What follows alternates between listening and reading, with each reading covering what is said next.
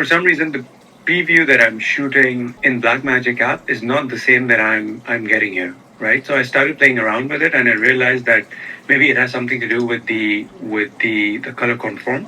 And when I started playing around with it, I saw that if I select let's say SDR to HDR, that's bringing truer colors to the screen Okay. rather than whatever Blackmagic is shooting in. Is that normal? As long as your white balance is locked in and you're shooting in 4K 60 FPS and your exposure's right, as long as you don't have any automatic coloring thing going on, it should be the So let me same. show it to you, right? So this is what I imported now. Now this is a huge difference to what you see on the screen. So for example, if I play this for you, Oh, you're shooting in you see log. how it's That's why. very What shooting in raw log? What do you what? log. Okay. So what phone do you have? iPhone 15. 15. Yeah, so just shooting a normal color profile. You don't need to worry about all the color grading shit. The normal color profile with just the normal colors, as long as you lock in your white balance for every single clip that you're doing, or if it's a big room like that where all the walls are the same color, don't even shoot in log. I did the same thing where I shot an S-Log 3 and a 10-bit A7S3 color graded. I even did the same thing with my Blackmagic 4K camera, which shoots 12-bit RAW. 12-bit RAW. And then I had to color grade the whole thing. It's a waste of time. It's like if you're doing higher dollar value shoots and you really like, and you're a perfectionist and you're like, oh, I love color grading, then go for it. But the normal color profile, for all intents and purposes, will end up being 90% of a similar result.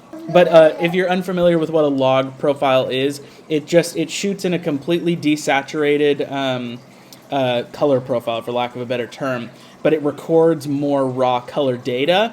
And the iPhone 15 is a 10-bit color depth camera, whereas like an A7 III is an 8-bit. So this lets you get truer colors, but then you hit so the basic color grading process is you shoot in log, then you have to do a log to Rec 709 conversion, which is the standard color space, and then you can apply a LUT or additional color corrections or color changes or whatever.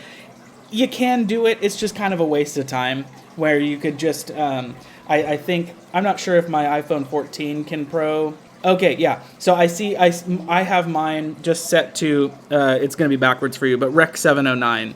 So it's time consuming to figure out that what's up with the colors, because when I shot it here, then this was different. Then I started playing around with the colors here, and then when I did the SDR to HDR again, I don't really understand what is this. I just playing around with different options, and that's where I got to know that SDR to HDR That's I'll a see color much more. space transform. So color conform basically means the same thing. So when you're shooting in the flat color profile, you have that raw color data, but you have to transform that raw color space or that log color space, the desaturated, into a Rec 709, which is like the standard color that you see on TV.